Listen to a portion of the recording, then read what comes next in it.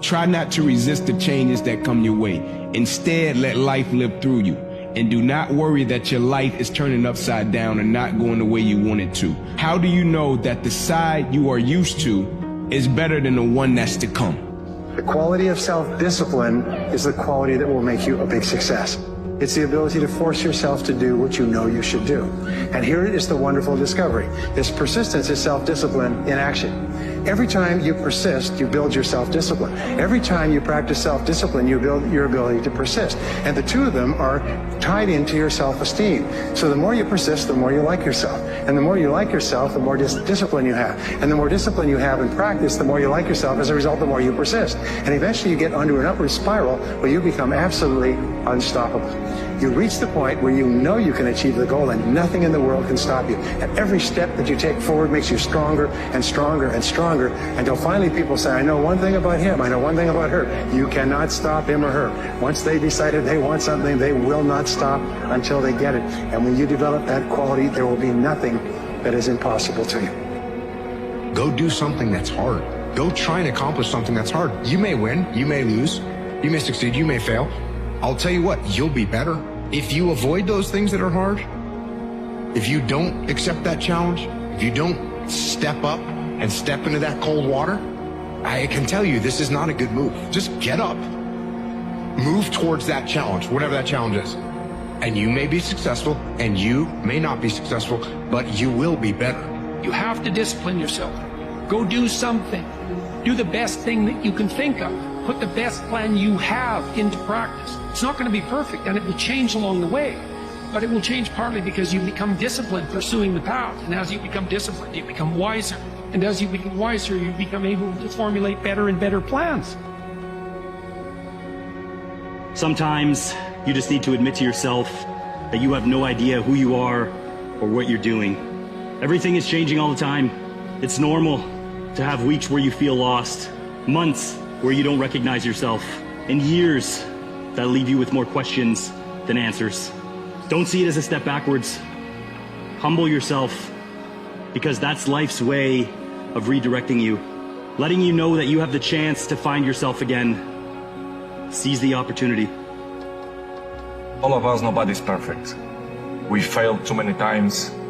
We have so many uncertainty in our life that we have to be capable when we are down to stand up. It's part of the journey, it's part of the process, it's part of our education. In my case, I learned the most when I'm down. And it's good that these certain moments happen, because when you are in the top of the wave, you don't see under what's going on. It's good to have problems. It's the only way that you can improve. How do you overcome the fear of failure when trying something new? By far the easiest thing I found to deal with this is to think of every single thing in life as an experiment. It's just an experiment. So everything in life is an experiment. And therefore failure isn't really failure. Failure is just another data point. Don't let complaining conquer your life. See if you can't drive it into a small corner. That's the season of summer. Nourish your values like a mother and fight your enemies like a father. Even if you have to fight the enemies that are within yourself. Make this note. Don't become a victim of yourself. It's possible to become a victim of tragedy. It's possible to become a victim of gossip. It's possible to become a victim of the things that happen out there, but here's the most important thing. Don't become a victim of yourself. Forget the thief in the alley that's after your purse. What about the thief in your mind that's after your promise? People say you have to have a lot of passion for what you're doing, and it's totally true. And the reason is because it's so hard that if you don't, any rational person would give up. So if you don't love it, if you're not having fun doing it, you don't really love it, you're going to give up. And that's what happens to most people, actually. If you really look at the ones that ended up, being successful, unquote, in the eyes of society, and the ones that didn't, oftentimes it's the ones that are successful loved what they did so they could persevere, when it got really tough. And the ones that didn't love it quit because they're sane, right? Who would want to put up with this stuff if you don't love it? So it's a lot of hard work, and it's a lot of worrying constantly.